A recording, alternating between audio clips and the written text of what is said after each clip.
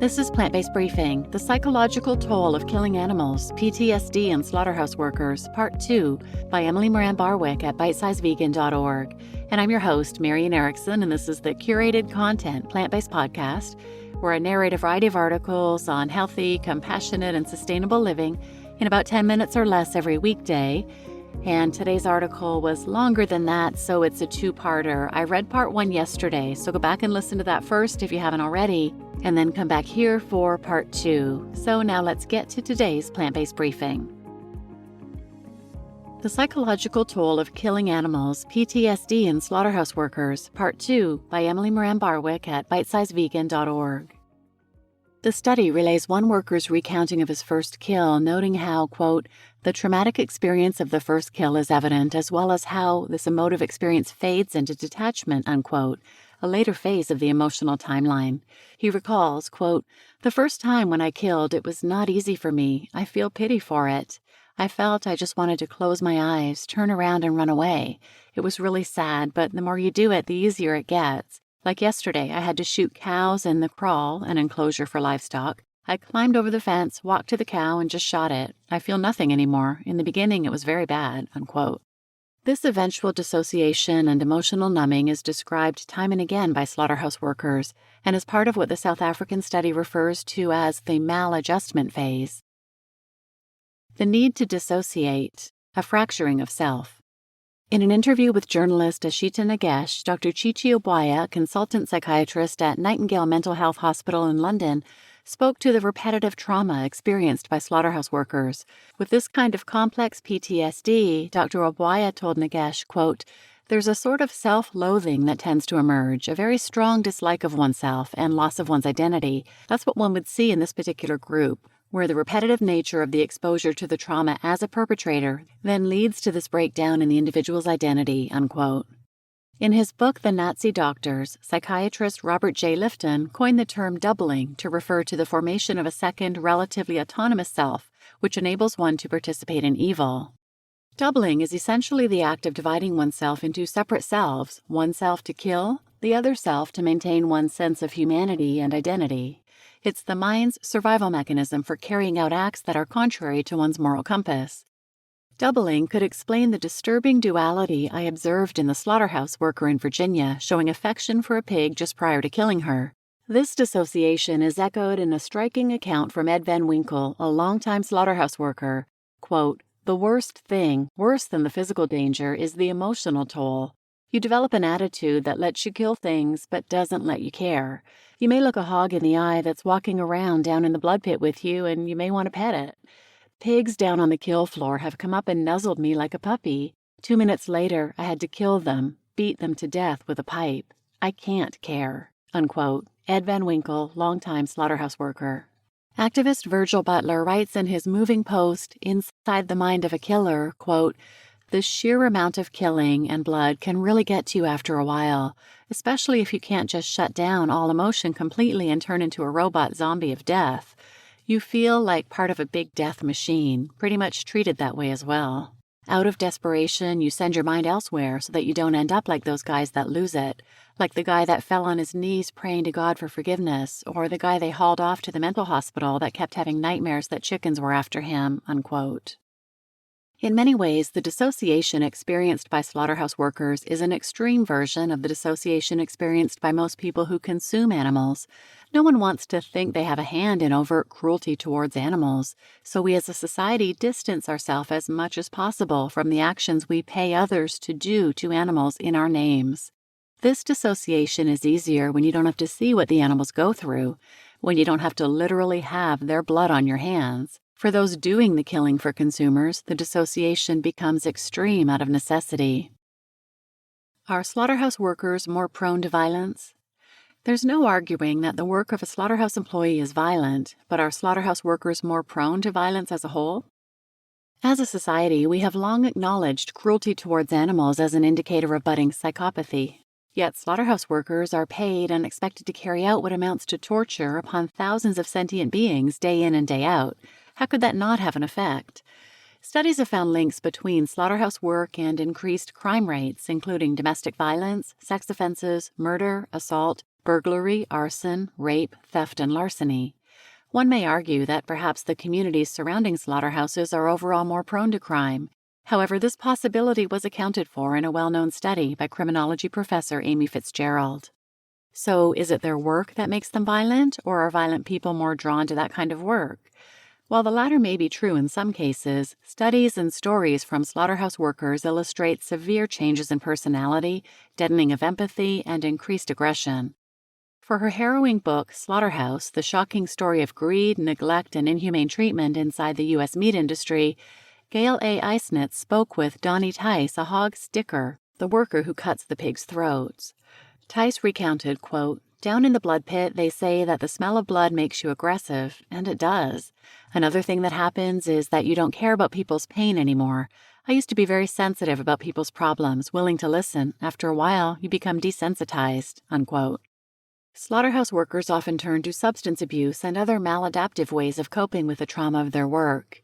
Ed Van Winkle, whom we heard from earlier, told Eisnitz, quote, "Every sticker I know carries a gun, and every one of them would shoot you. Most stickers I know have been arrested for assault. A lot of them have problems with alcohol. They have to drink. They have no other way of dealing with killing live, kicking animals all day long," unquote.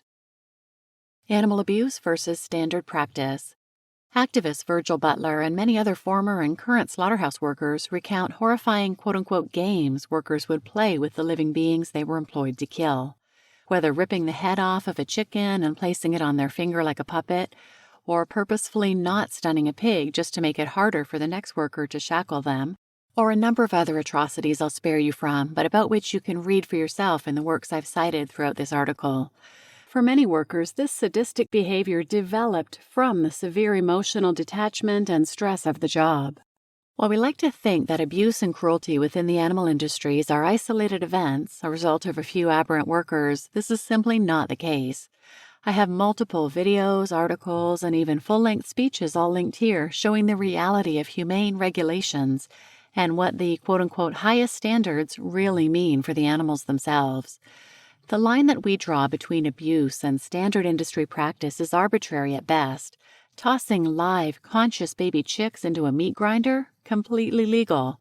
In fact, it's the standard method dictated in the European Union's landmark humane regulations. Globally, we kill approximately 3.2 billion male baby chicks every year. Slamming piglets into the concrete floor, then tossing them into piles while many are still alive and twitching? Completely legal. Tearing off the testicles of piglets and calves, cutting their teeth, notching their ears, searing brands into flesh, chopping off their tails, all without pain relief?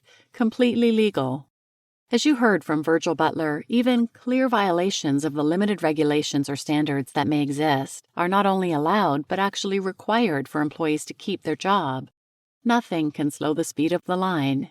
I've personally spoken with slaughterhouse workers as well as read numerous accounts about cows regularly still being conscious as their skin is removed and they're dismembered. Nothing can slow down the line. When undercover videos come out documenting the inner workings of a slaughterhouse, the public is outraged and appalled. But what is never made clear in such exposés is which horrific acts captured are abuse and which are standard legal practice.